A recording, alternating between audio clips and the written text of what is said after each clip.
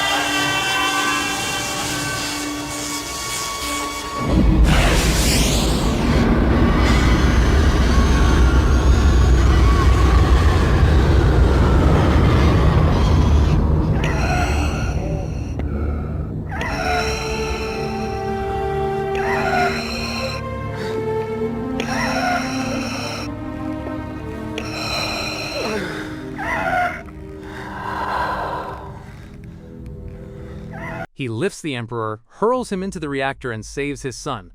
But the effort destroys his life support. Luke removes the mask, and Anakin Skywalker dies redeemed. That moment ends the Sith.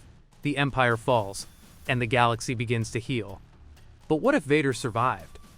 What if he lived through that night, scarred, weakened, but alive? In this version of the story, that's exactly what happens, and nothing turns out the same. Let's begin. The Death Star was falling apart, fire raining down from above as Luke dragged his father across the hangar. Anakin's breathing rasped, shallow and broken after taking the Emperor's lightning. In the movie, we know what happens. Luke removes the helmet, Anakin dies peacefully, and Luke escapes alone. But in this timeline, Luke makes a different choice. He sees life fading from his father's eyes, and in desperation, he places the helmet back on, reconnecting the life support systems.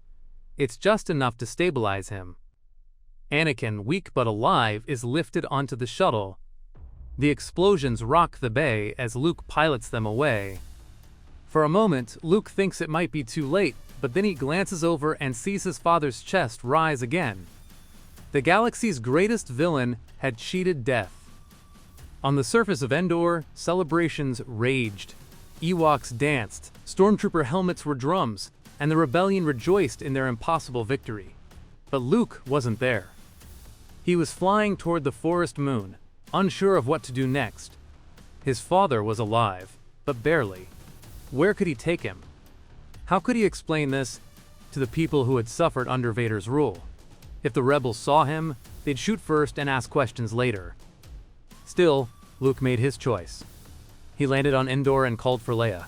"I need you," he said, his voice heavy. When she approached the shuttle and saw who was inside, her heart stopped. There he was, the man who had tortured her, destroyed her homeworld, and haunted her every waking thought. "He's alive?" she spat, barely containing her fury. "Luke, you brought him here?" Luke pleaded with her. "Leia, he's not the same. He saved me. He destroyed the Emperor. He's dying. And if he lives, he can give us information about the Empire we'd never get otherwise. Please, hear me out." Leia turned her face away. "Don't pretend this is just about the rebellion. He's your father." "He's yours too," Luke answered quietly, but Leia shook her head. "That man is not my father. He's Vader, and if the Alliance sees him, they'll kill him on sight." Luke's jaw tightened. He knew she was right, but he also knew he couldn't let his father slip away.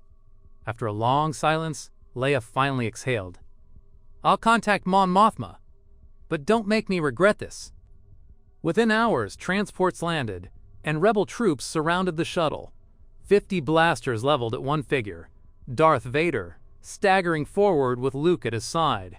The soldiers flinched, some even shouting in horror. "That's him! It's Vader!" But Luke raised his hands. "Don't shoot, he's unarmed. He saved my life. He killed the Emperor. You can trust me." Reluctantly, the rebels lowered their weapons, though their eyes burned with hatred. Vader was placed in heavy restraints and taken aboard a Mon Calamari cruiser. Medical droids worked around the clock to stabilize his ruined body. His life was no longer in danger, but the man who once commanded fleets and destroyed worlds now lay powerless, chained to a bed. When Mon Mothma arrived, she was flanked by Leia, Han, and Chewbacca. Her voice was sharp. "Darth Vader, you are charged with crimes against the galaxy, the destruction of the Republic, the formation of the Empire, and the deaths of countless innocents. Do you deny these charges?" For the first time, Vader spoke. His voice was low, mechanical, but different. "No, I do not." The room went silent. Even Han, ready to tear into Luke for keeping this secret, blinked in surprise. But Mon Mothma pressed forward. "Then know this. Any information you give may spare you execution. Otherwise—" She didn't finish the sentence, but the meaning was clear. Luke stepped forward, trying to hold the room. "This isn't just Vader. He's Anakin Skywalker, my father. The same Jedi who fought in the Clone Wars. The hero who saved worlds. He's done terrible things. But he's not lost. He can help us. And we need him." Leia's glare could have cut stone.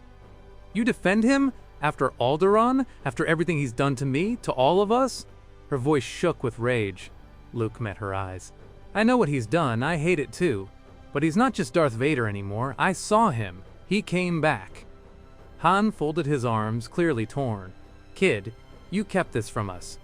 You drop this on us now. Vader is your father. That's not something you just forget to mention." Luke looked down, ashamed. "Maybe I should have told you, but he's alive, and I can't abandon him." Leia turned away, furious. "Do what you want, but don't ask me to forgive him." The following day, the trial began. The entire Senate arena on Coruscant filled for the event. Senators, reporters, and survivors all wanted to see the monster who had terrorized the galaxy brought to justice. Mon Mothma presided from the Chancellor's podium. Luke and Leia sat in their pod, while another rose from below, the figure of Anakin Skywalker, shackled, surrounded by guards, still encased in armor that groaned with each breath. The murmurs were deafening. Some shouted for blood, others for mercy, but all eyes turned as Luke rose to speak. "My name is Luke Skywalker. I am a Jedi Knight, and I stand before you not to defend Darth Vader, but to tell you the truth about my father." The crowd gasped. Cameras zoomed in, holoscreens blazed across the arena. Anakin Skywalker was once the greatest Jedi of his age, the hero with no fear, but he was twisted by the Emperor, enslaved by the dark side. Darth Vader is the mask. But Anakin Skywalker is still alive. I saw it. He saved me. He destroyed the Emperor. A roar of anger exploded from the crowd. Mon Mothma had to strike her podium for silence. Luke held his ground. "If you must punish someone, punish Darth Vader. But understand this. Darth Vader is dead. Anakin Skywalker stands before you now."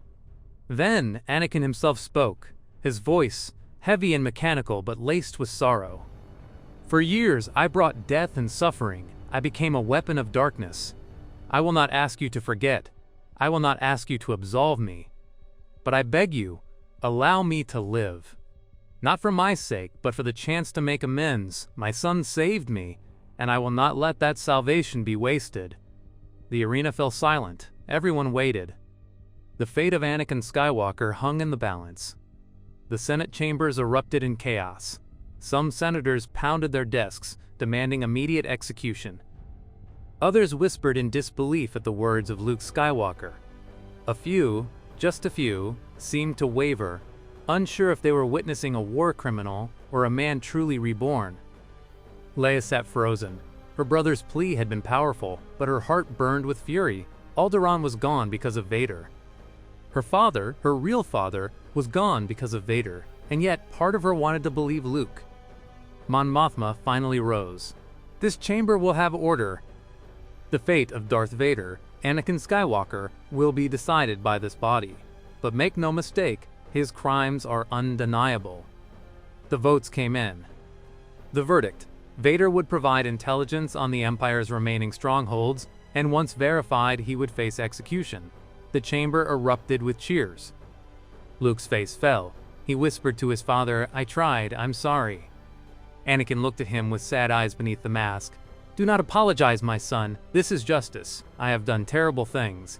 If this is how I must answer for them, so be it." In the following weeks, Anakin became an unlikely asset.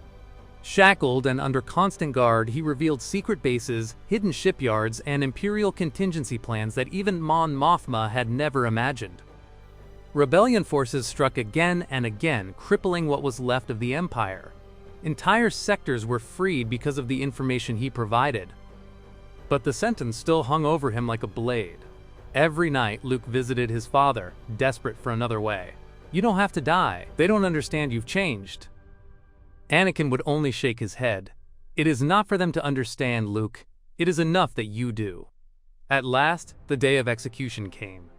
A firing squad assembled. Anakin, still clad in black armor, was brought to the yard. The crowd pressed at the edges, eager to see the tyrant finally fall. A commander's voice rang out. "Darth Vader, for your crimes against the galaxy, you are hereby sentenced to death. Do you have any final words?" Anakin's voice, deep and mechanical, answered, "Remove my mask. Let me look at my children with my own eyes one last time." The troopers hesitated, but Luke nodded.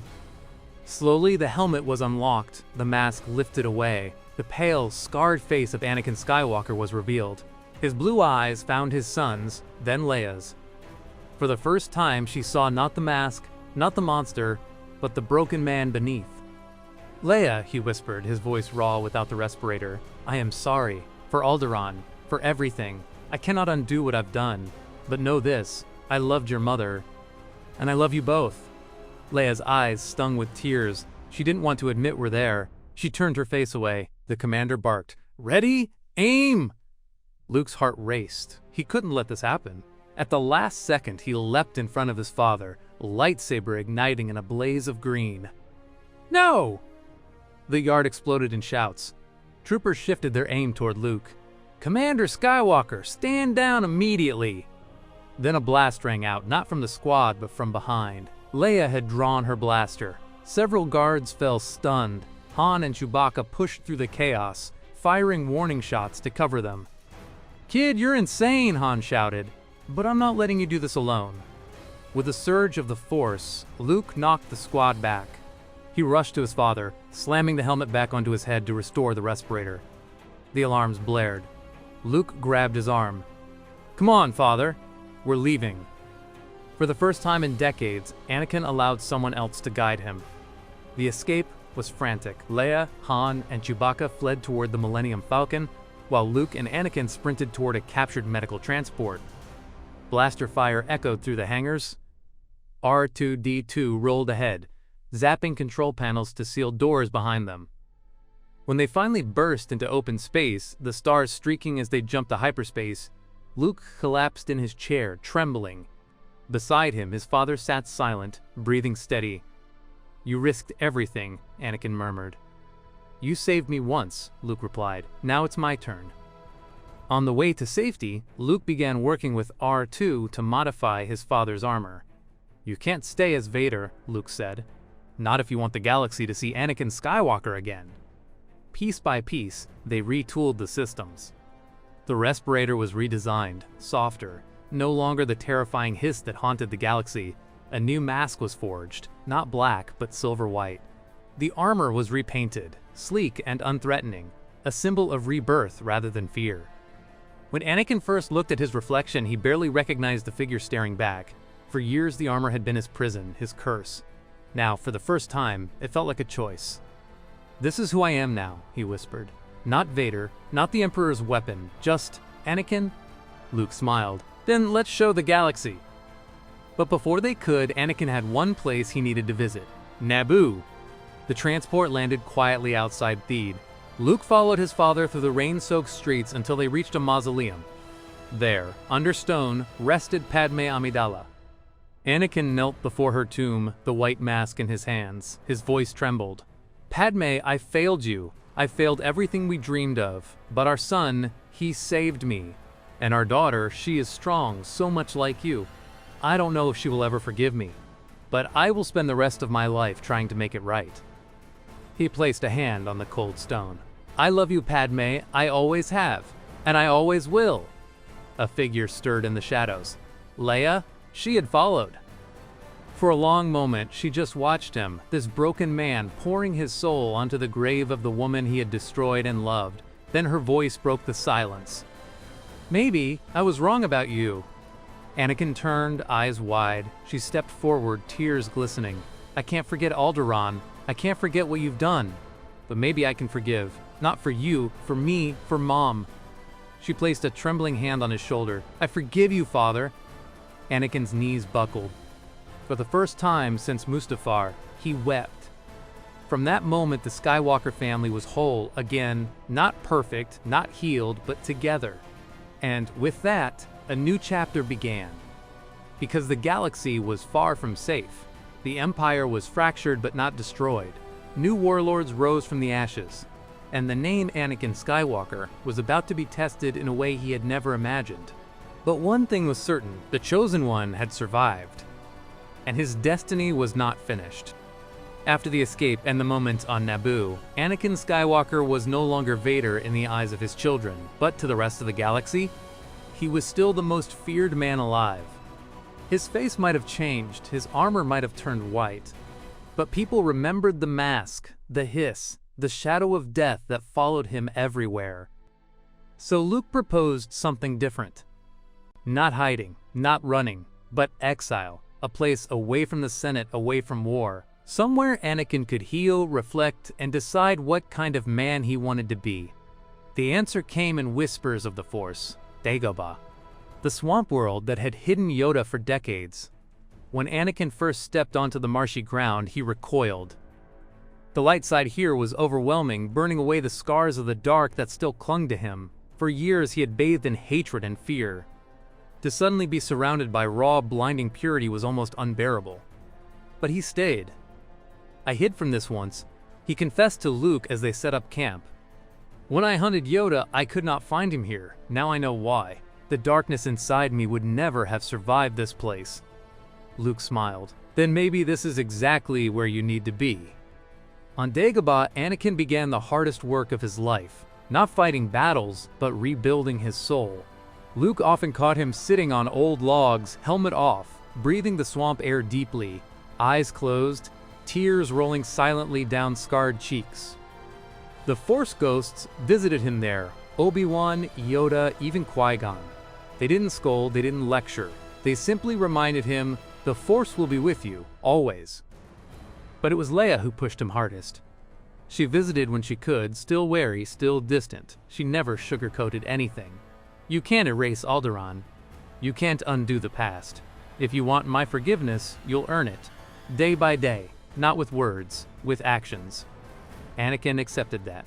For the first time in his life, he didn't demand instant victory, he worked for it. Meanwhile, Luke was not idle. The galaxy still needed Jedi, or something like them, but Anakin warned him against repeating the mistakes of the old order. The Jedi fell because they denied themselves, Anakin explained. They shunned attachments, feared emotion, and turned a blind eye to balance. That made it easy for Palpatine to twist me. So together, father and son began crafting something new. Not Jedi, not Sith. Something in between. A path of balance. They called it the Order of Skywalker. The Order would not forbid love. It would not ignore the dark. Instead, it taught that both light and shadow existed in every being, and that true mastery came not from denial, but from balance. Leia resisted at first, unwilling to step into the role of a Jedi. But Luke encouraged her, and Anakin whispered, your mother would want this. Slowly, Leia opened herself to the Force and to her father. Their first students were few.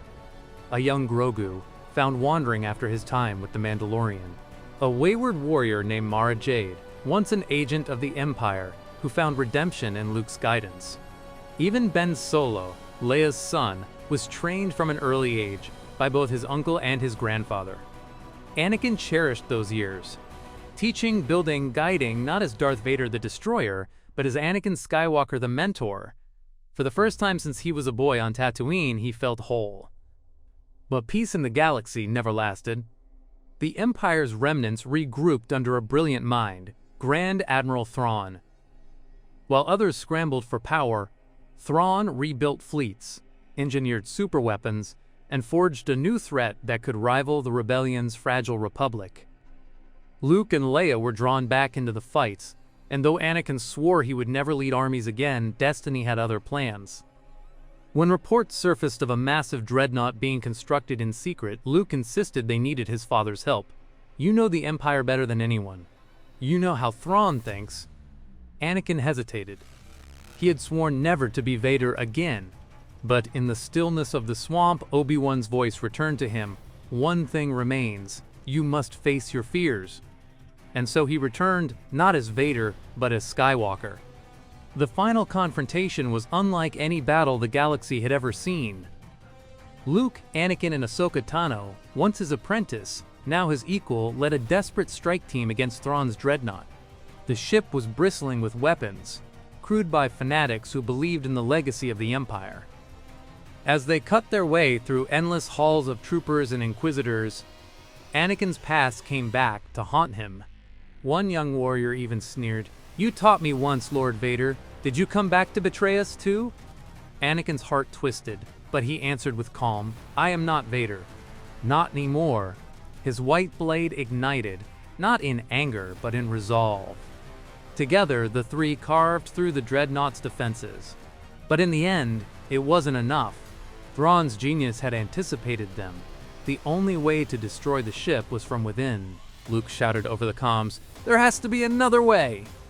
Anakin turned to him, calm as he hadn't been in years. "You saved me on Endor. You gave me a second chance. Now let me do the same for you." "Father!" Anakin gripped his son's shoulder. "Tell Leia. Tell her I kept my promise. And tell her mother I finally made it right." Then, with one last smile, Anakin Skywalker strode into the heart of the dreadnought's reactor. The explosion lit the void of space like a second sun. The dreadnought was gone. Thrawn's fleet was broken, and Anakin Skywalker was no more. But this time, his death was different. It wasn't despair or failure or regret. It was sacrifice, choice, balance. On Endor, Luke and Leia built a memorial not far from the Ewok village. A simple stone, carved with the words, Anakin Skywalker, father, husband, hero. Leia stood before it, tears in her eyes. "I didn't think I'd ever say this," she whispered, "but I'm proud to be your daughter." Luke placed a hand on her shoulder, "And I'm proud to be his son."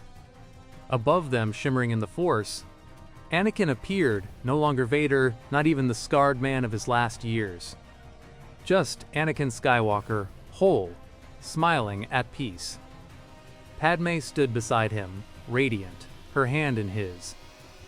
Luke and Leia both felt it, a warmth in the Force, a bond unbroken, a promise kept. The Chosen One's story was complete. What if Darth Vader survived? Maybe the Jedi wouldn't return with glory or titles. Maybe peace wouldn't come through thrones or grand victories. Maybe it would come quietly, in exile, in struggle, in forgiveness. Because survival isn't the end. It's the beginning of something harder. And Anakin Skywalker? He wasn't just a fallen Jedi. He was the man the galaxy had to accept, whether it was ready or not. If you enjoyed this alternative timeline, make sure to hit that like button and subscribe for more Star Wars stories, and may the Force be with you.